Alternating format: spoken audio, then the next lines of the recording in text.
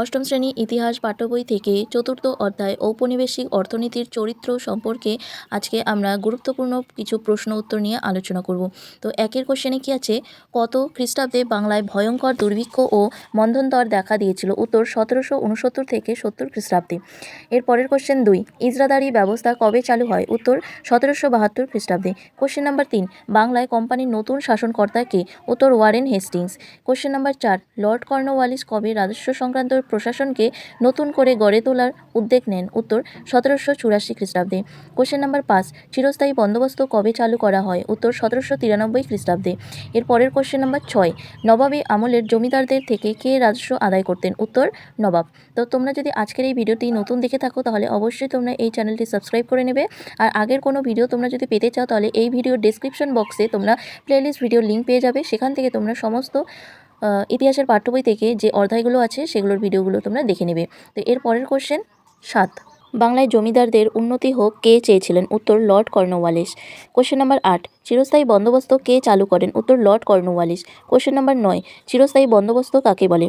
উত্তর 1793 খ্রিস্টাব্দে কোম্পানি তরফে জমিদারদের সঙ্গে খাজনা আদায় বিষয়ক যে বন্দোবস্ত চালু করা হয় তাকে চিরস্থায়ী বন্দোবস্ত বলে। এই বন্দোবস্ত অনুযায়ী 1, সমস্ত জমিতে নির্দিষ্ট কর ঠিক করা হয়। 2, জমিদার সময়মতো সেই নির্ধারিত কর কোম্পানিকে দিতে পারলেই ওই জমিতে তার অধিকার স্থায়ী হতো। 3, নির্দিষ্ট সময় নির্ধারিত খাজনা জমা দিতে না পারলে জমিদারের জমি কোম্পানি কেড়ে নিত। এর পরের কোশ্চেন 10, চিরস্থায়ী বন্দোবস্তের ফলাফল ও কুফলগুলি লেখো। উত্তর, চিরস্থায়ী বন্দোবস্তের ফলাফল ও কুফলগুলি হলো 1, চিরস্থায়ী বন্দোবস্তের ফলে জমিদারদের সমৃদ্ধ বাড়লেও কৃষকের অবস্থা কোনো উন্নতি হয়নি। এরপরে 2, চিরস্থায়ী বন্দোবস্তের কৃষকের শতকে খারিজ করে তাদের প্রজায় পরিণত করা হয়। 3, উঁচু হারে রাজস্ব আদায় করতে গিয়ে কৃষকের উপর অতিরিক্ত করের বোঝা চাপানো হতো। 4, প্রাকৃতিক বিপর্যয়ের সময় কৃষকেরা চড়া হারে খাজনা দিতে না পারার কারণে জমিদারদের জমি নিলামে উঠত। কোশ্চেন নাম্বার 11, আবওয়াব শব্দের অর্থ কী? উত্তর বেআইনি কর। কোশ্চেন নাম্বার 12, সূর্যাস্ত আইন কাকে বলে? উত্তর, চিরস্থায়ী বন্দোবস্তের একটা অন্যতম নীতি ছিল বছরের নির্দিষ্ট তারিখে সূর্য ডোবার আগে প্রাপ্য রাজস্ব কোম্পানিকে জমা দিতে হতো। না পারলে জমিদারের সম্পত্তি বিক্রি করার অধিকার ছিল কোম্পানির। এই ব্যবস্থাকে সূর্যাস্ত আইন বলা হয়। এর পরের কোশ্চেন 13, রায়তওয়ারি বন্দোবস্ত কাকে বলে? এই বন্দোবস্তের ফলাফলগুলি লেখো। উত্তর, দক্ষিণ পশ্চিম ভারতের বড় মাপের জমিদার বিশেষ না থাকার কারণে ভূমি রাজস্বের বন্দোবস্ত সরাসরি রায়ত বা কৃষকের সঙ্গেই করতে চেয়েছিল ব্রিটিশ কোম্পানি।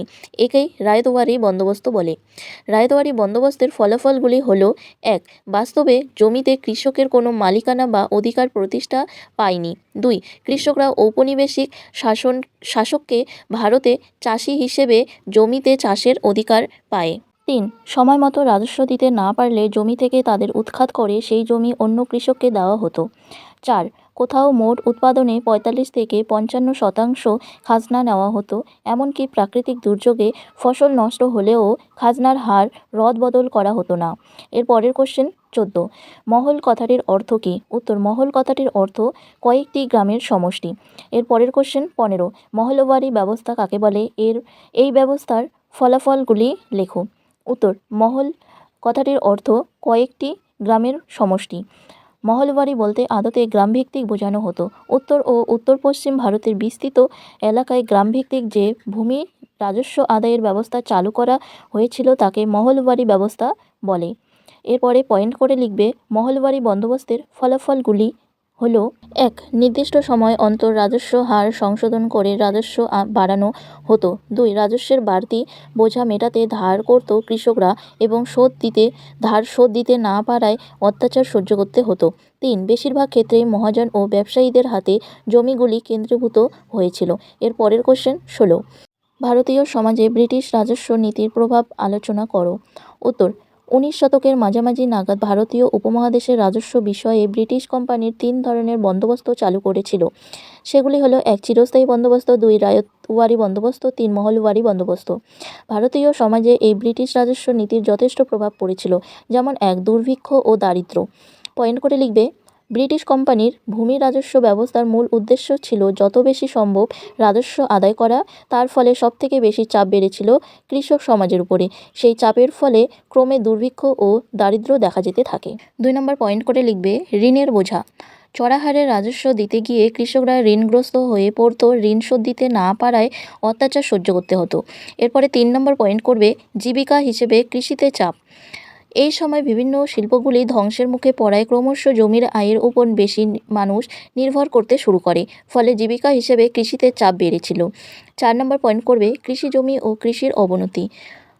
অনেক নতুন ব্যবসায়ী, মহাজন ও শহরে পেশার মানুষেরা গ্রামের জমিদারি কিনে নিয়েছিলেন, যারা অনেকেই জমিদারিতে বাস করতেন না। ফলে জমির ও কৃষি উন্নতি তথা কৃষকের ভালোমন্দ নিয়ে তাদের কোনো ভাবনা ছিল না। কেবল কর্মচারীর মাধ্যমে রাজস্ব আদায়ের প্রতি তাদের মনোযোগ ছিল। এর ফলে কৃষি জমি ও কৃষির অবনতি ঘটে। এর পরের কোশ্চেন 17। কোশ্চেন নাম্বার 17, টিকা লেখো। মহাজনী ব্যবস্থা। উত্তর, ঔপনিবেশিক আমলে গ্রাম সমাজে মহাজনদের বিশেষ ভূমিকা দেখা যায়। বেশি হারে নগদ রাজস্বের দাবি মেটাতে চাষিরা মহাজনদের থেকে চড়া সুদে টাকা ধার নিত। অনেক ক্ষেত্রে কৃষকের অজ্ঞতা, নিরক্ষরতার সুযোগ নিয়ে মহাজনরা হিসেবের কারচুপি ও জালিয়াতি করে সুদ আদায় করে যেত। এই সময় অসৎ পথে ও আইনের ফাঁকফোকরকে কাজে লাগিয়ে মহাজনেরা ফুলে ফেঁপে উঠেছিল। ফলে মহাজনী ব্যবস্থা ও মহাজনের ওপর ক্রমেই কৃষকদের ক্রোধ বাড়তে থাকে। এর পরের কোশ্চেন 18, কৃষির বাণিজ্যিকীকরণ কাকে বলে? উত্তর, ঔপনিবেশিক শাসনাধীন ভারতীয় অর্থনীতির আরেকটি দিক ছিল কৃষি বাণিজ্যিকীকরণ। বাণিজ্যের কাজে প্রয়োজন বিভিন্ন কৃষিজ ফসল চাষের প্রতি বাড়তি গুরুত্বপূর্ণ পড়েছিল। যেমন চা, নীল, পাট, তুলো প্রভৃতি ফসল চাষ করার জন্য কৃষকের উপর জোর দিয়েছিল ঔপনিবেশিক সরকার। এই ব্যবস্থাকেই কৃষির বাণিজ্যিকীকরণ বলে। কোশ্চেন নাম্বার 19, অর্থনীতির আধুনিকীকরণ কাকে বলে? উত্তর, ঔপনিবেশিক সরকারের রেলপথ বানানো, রপ্তানির হার বাড়ানো ও কৃষিতে বাণিজ্যিকীকরণের প্রক্রিয়াকে একসঙ্গে অর্থনীতির আধুনিকীকরণ বলে। কোশ্চেন নাম্বার 20, দাদন শব্দের অর্থ কী? উত্তর, অগ্রিম অর্থ। কোশ্চেন নাম্বার 21, কত খ্রিস্টাব্দে কোম্পানি 10 জন নীলকরকে চাষের জন্য অগ্রিম টাকা দিয়েছিল? উত্তর, 1788 খ্রিস্টাব্দে। কোশ্চেন নাম্বার 22, নীল বিদ্রোহ কেন ঘটেছিল? উত্তর, ভারতে ঔপনিবেশিক সরকারের আমলে নীল চাষের পুরোটাই করা হতো ইংল্যান্ডের কাপড় কলের নীলের চাহিদার কথা মাথায় রেখে। এতে কৃষকের কোনো লাভ হতো না। তবুও কোম্পানি জোর করে কৃষকদের নীল চাষে বাধ্য করত, কৃষকদের উপর অত্যাচার চালাতো। এর ফলে বাংলায় 1859 খ্রিস্টাব্দে কৃষকরা বিদ্রোহ শুরু করে। এই বিদ্রোহ নীল বিদ্রোহ নামে পরিচিত। কোশ্চেন নাম্বার 23, বাগিচা শিল্প বলতে কী বোঝো? উত্তর, বাণিজ্যিক উদ্দেশ্যে উৎপাদিত ফসলের চাষভিত্তিক শিল্পকে বাগিচা শিল্প বলে। ঔপনিবেশিক সরকার ভারতের নীল, চা, কফি প্রভৃতি বাগিচা ফসল উৎপাদনে জোর দিয়েছিল। কোশ্চেন নাম্বার 24, ভাগচাষি বা বর্গাদার কাকে বলা হতো? উত্তর, জমির মালিককে জমিতে উৎপাদিত ফসলের অংশ ভাগ দেওয়ার বিনিময়ে যে চাষি জমিতে চাষ করার অধিকার পেত তাকে ভাগচাষি বা বর্গাদার বলা হতো। কোশ্চেন নাম্বার 25, কত খ্রিস্টাব্দের মধ্যে ভারতের রেলপথ বসানোর জন্য প্রায় 360 কোটি টাকা খরচ করেছিল ব্রিটিশ প্রশাসন? উত্তর, 1905 খ্রিস্টাব্দের মধ্যে। কোশ্চেন নাম্বার 26, দাক্ষিণাত্য হাঙ্গামা কাকে বলে? এই হাঙ্গামা কেন হয়েছিল? উত্তর, 1875 খ্রিস্টাব্দে মে থেকে সেপ্টেম্বর মাস পর্যন্ত দাক্ষিণাত্যের তুলো চাষিরা যে বিদ্রোহ করেছিল তাকে ঔপনিবেশিক প্রশাসন দাক্ষিণাত্য হাঙ্গামা নাম দিয়েছিল। এই বিদ্রোহ আহমদনগর ও পুনা জেলায় তীব্র আকার নিয়েছিল। এরপরে আমরা পয়েন্ট করে লিখব দাক্ষিণাত্য হাঙ্গামার কারণগুলি হলো: 1, আমেরিকার গৃহযুদ্ধ থেমে যাওয়ার পর দাক্ষিণাত্যে 1870 খ্রিস্টাব্দ নাগাদ তুলোর দাম একদম কমে যায়। তার উপর চড়া হারে রাজস্বের চাপ ছিল কৃষকের উপর। 2, খরা ও অজন্মার ফলে কৃষক সমাজ চূড়ান্ত দুর্দশার মুখে পড়েছিল। 3, সহকার মহাজনেরা চাষিদের ঋণ দেওয়ার বিনিময়ে উৎপন্ন ফসলের উপর নিয়ন্ত্রণ কায়েম করত।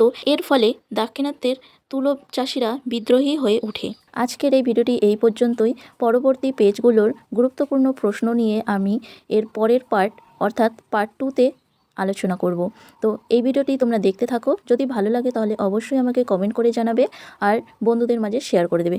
যদি তোমরা এখনও এই চ্যানেলটি সাবস্ক্রাইব করে না থাকো তাহলে অবশ্যই সাবস্ক্রাইব করে নেবে। ধন্যবাদ।